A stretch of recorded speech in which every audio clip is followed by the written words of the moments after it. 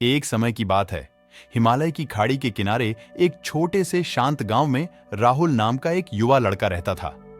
राहुल अपने क्रोधी स्वभाव और चंचल मन के कारण गांव भर में प्रसिद्ध था। उसका मन हर समय विचारों से भरा रहता था। सोच सोच के उसके विचारों के तूफान ने उसके मन को एकदम बेचैन कर दिया था। ओखिदाह, उसके जीवन से शांति मानो गायब हो गई थी और वह हमेशा अपने ही ख्यालों में खोया रहता था और तनावपूर्ण जीवन जी रहा था। उनके अशांत मन और क्रोध के कारण उनके अपने परिवार के सदस्यों और गांव वालों से भी संबंध अच्छे नहीं थे, जिससे वह और भी अधिक अकेला और अपमानित महसूस करने लगा। वह और भी अधिक मानसिक तनाव की स्थिति में चला जाता है। एक समय की बात है, राहुल अपने गांव की गलियों में घूम रहा था। तभी उनकी मुलाकात एक बौद्ध भिक्षु से हुई जो एक पेड़ की छाया के नीचे ध्यान में बैठे थे। बौद्ध भिक्षु के चेहरे से निर्मल शांति की आभा झलक रही थी। इस असीम शांति में राहुल बौद्ध भिक्षु की ओर आकर्षित हुआ। जब राहुल बौद्ध भिक्षु के करीब आया तो उसे अपने आसपास एक सकारात्मक ऊर्जा का एहसास हुआ।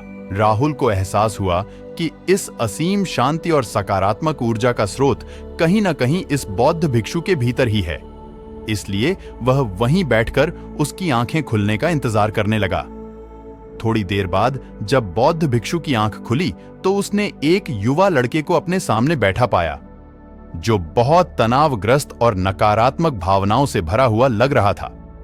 राहुल ने बौद्ध भिक्षु की ओर उदार भाव से देखा और बहुत विनम्रता से कहा, मालिक, मेरा मन बहुत अशांत है और मेरे मन के विचार मुझे खाए जा रहे हैं। मुझे एक पल के लिए भी शांति महसूस नहीं होती। क्या आप मुझे सिखा सकते हैं कि मैं अपने अशांत मन को कैसे शांत करूं? बौद्ध भिक्षु ने राहुल की पीड़ा को समझते हुए करुण दृष्टि से देखा और कहा, मेरे प्यारे बच्चे, मैं तुम्हें एक कहानी सुनाना चाहता हूं। इस कहानी में मानसिक शांति और खुशी के रहस्य छिपे हैं। क्या आप कहानी सुनना चाहेंगे? राहुल ने हां में सिर हिलाया और पूरी एकाग्रता से कहानी सुनने को तैयार हो गया। उनके अंदर जिज्ञासा चरम पर थी। वो कहानी सुनने को बेताब था। बहुत समय पहले की बात है। एक नगर में शक्ति नाम का एक आदमी रहता था। शक्ति बेहद महत्वाकांक्षी व्यक्ति थे और उन्हें हर काम में लोगों से मदद की जरूरत पड़ती थी। यदि उसे किसी से असफलता और बुराई सुनने को मिलती थी तो वह गहरी चिंता और तनाव में चला जाता था। उनका मानना था कि सफलता और भौतिक शक्तियां वांछित खुशी देंगी, लेकिन वह जितना सफलता और प्रशंसा के पीछे भागता था उतना ही मानसिक तनाव में डूबता जाता था। लेकिन अचानक शक्ति का सामना उस समय के मशहूर बौद्ध भिक्षु से हो गया, जिसका नाम महाकौशल था। महाकौशल अपने शिष्यों को ध्यान की शिक्षा देते थे और वह स्वयं एक बहुत ही ध्यानमग्न और प्रबुद्ध व्यक्ति थे। महाकौशल की अद्भुत एकाग्रता से प्रभावित शक्ति ने उनसे अपने भटकते मन को शांत करने का उपाय जानना चाहा। शक्ति ने कहा कि महंत, मैं हमेशा सफलता के पीछे भागता हूं और लगातार अधिक हासिल करने की कोशिश करते हूं, फिर भी मुझे कोई क्षणिक संतुष्टि या आत्मसंतुष्टि नहीं मिलती। इस निरंतर बेचैनी के बीच मैं शांति कैसे पा सकता हूं? बौद्ध भिक्षु ने करुण दृष्टि से उसकी ओर देखा और उत्तर दिया, आपका मन एक अशांत नदी की तरह है जो हमेशा बहती रहती है। आप कभी भी शांत नहीं रह सकते। इसलिए इस अशांत मन को शांत करने के लिए आपको अपने विचारों को बिना किसी रुकावट के जाने देने की कला सीखनी होगी। शक्ति को आश्चर्य हुआ और उसने पूछा कि मैं अपने विचारों को कैसे जाने दूं? आखिर मैं भी तो अपनी इच्छाओं और महत्वाकांक्षाओं से बंधा हुआ हूं। यह सुनकर बौद्ध भिक्षु मुस्कुरा दिए। बौद्ध भिक्षु ने कहा, कल्पना करें कि आपके हाथ में पानी का एक गिलास है। अब आप इसे जितनी देर तक पकड़कर रखेंगे यह उतना ही भारी होता जाएगा, और अगर आप इसे काफी देर तक पकड़े रहेंगे तो आपके हाथ में दर्द होने लगेगा। लेकिन अगर आप उस पकड़ को ढीला कर दें और छोड़ दें तो आपका बोझ खत्म हो जाएगा। राहुल ने पूरी कहानी और उसका संदेश ध्यानपूर्वक सुना। वह समझ गया कि अपने विचारों और इच्छाओं से चिपके रहने से उसका बोझ बढ़ जाता है और अंदर ही अंदर अशांति पैदा कर देता है। अब राहुल को कहानी का अंत सुनने की उत्सुकता से प्रतीक्षा थी। बौद्ध भिक्षु ने कहानी जारी रखा और बोला, बौद्ध भिक्षु की बात मानकर शक्ति ने विचारों को त्यागने का अभ्यास शुरू कर दिया। वह बिना किसी पूर्व निर्णय के अपने विचारों और भावनाओं को आते और जाते देखता था। अब उसने विचारों को पकड़ना बंद कर दिया था। विचार उठते थे और अपने आप चले जाते थे। धीरे धीरे उसे यह एहसास होने लगा कि उसकी इच्छा और भावना ही सभी दुखों का कारण है। जैसे जैसे शक्ति ध्यान में गहरे उतरते गए, उन्होंने पाया कि वर्तमान में जीना ही आंतरिक शांति का एकमात्र स्रोत है। वह खुद को वर्तमान में स्थापित करके अपने मन की निरंतर बकवास से छुटकारा पा सकता था।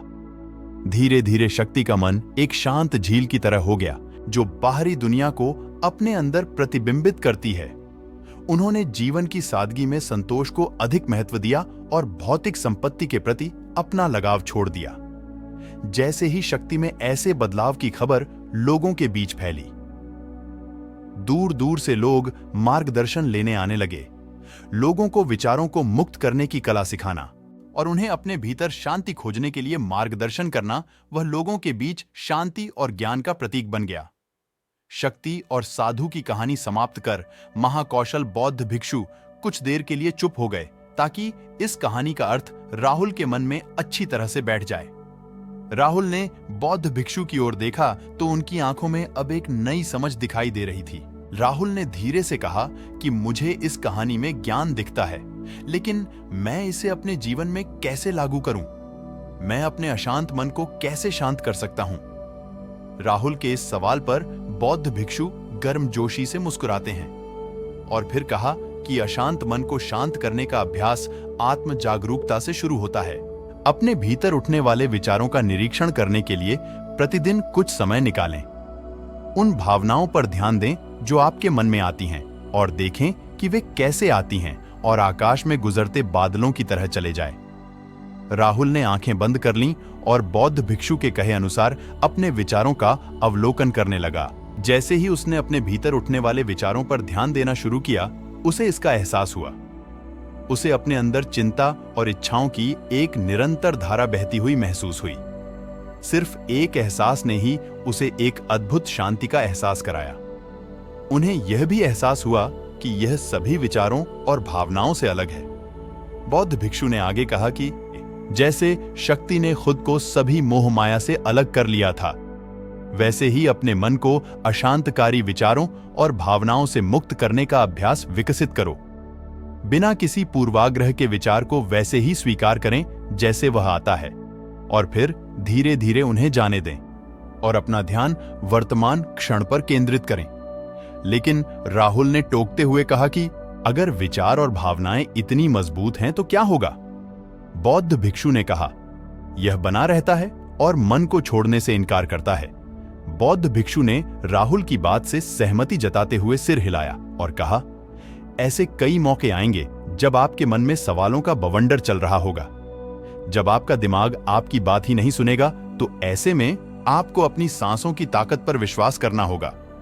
एक बार फिर भिक्षु ने राहुल से कहा, अपनी आंखें बंद करो और अपनी सांसों पर ध्यान केंद्रित करने के लिए अपने पेट को ऊपर उठता हुआ और मथता हुआ महसूस करें। बौद्ध भिक्षु ने बताया कि जब भी आपका मन अशांत हो तो तुरंत अपनी सांसों पर लौट आएं। सांस की वाद्य गति आपको तुरंत वर्तमान के चरणों में वापस खींच लेगी और आपको शांति का अनुभव कराएंगी। एक बौद्ध भिक्षु के निर्देशानुसार आने और जाने वाली सांसों पर ध्यान केंद्रित करने का प्रयास किरे। इस छोटे से व्यायाम से उन्हें मानसिक शांति का अनुभव हुआ। उसे याद आया कि उसकी सांसें हमेशा उसके साथ थीं, जो उसे वर्तमान क्षण की याद दिलाती थी, आराम और शांति लाती है। राहुल के इस विकास को देखकर बौद्ध भिक्षु मंद मंद मुस्कुराए और बोले, मेरे प्रिय, बेचैन मन को शांत करना एक ऐसा अभ्यास है जिसमें बहुत प्रयास और दृढ़ इच्छा शक्ति की आवश्यकता होती है, क्योंकि लगातार व्यायाम से मांसपेशियां मजबूत होती हैं। उसी तरह नियमित अभ्यास से मन भी शांत होता है। स्वीकृति में सिर हिलाते हुए इस बौद्ध भिक्षु को धन्यवाद देते हुए उन्होंने वादा किया कि आज से वह अपने अशांत मन को शांत कर सकेंगे और अपनी गैर शक्तियों को मुक्त कर सकेंगे। बौद्ध भिक्षु ने राहुल के कंधे पर हाथ रखकर कहा, मुझे आपकी क्षमता पर बहुत भरोसा है और आपको जल्द ही आंतरिक शांति मिलेगी। लेकिन याद रखें कि यह आसान नहीं होगा। लेकिन अगर आप दृढ़ इच्छा शक्ति और खुले दिल से प्रयास करेंगे तो आप निश्चित रूप से वह शांति पालेंगे जो आपके अंदर है। उस दिन से राहुल अपने अशांत मन को शांत करने का प्रयास करने लगा और हर दिन ध्यान करने के लिए एक अलग समय निर्धारित किया। उसने अपने मन में उठने वाले विचारों को बिना किसी रोक-टोक के जाने दिया और अपनी सांसों के जरिए खुद को वर्तमान में बनाए रखने की कोशिश की। समय के साथ अभ्यास करते हुए राहुल को अपने अंदर शांति का अनुभव हुआ। जैसे जैसे समय बीतता गया, राहुल को ज्ञान और शांति का स्रोत कहा जाने लगा। ग्रामीण अपने अशांत मन को शांत करने के लिए राहुल के पास आने लगे। बौद्ध भिक्षुओं के शिक्षक दूसरों की मदद करते समय आत्म जागरूकता की शक्ति साझा करते हैं।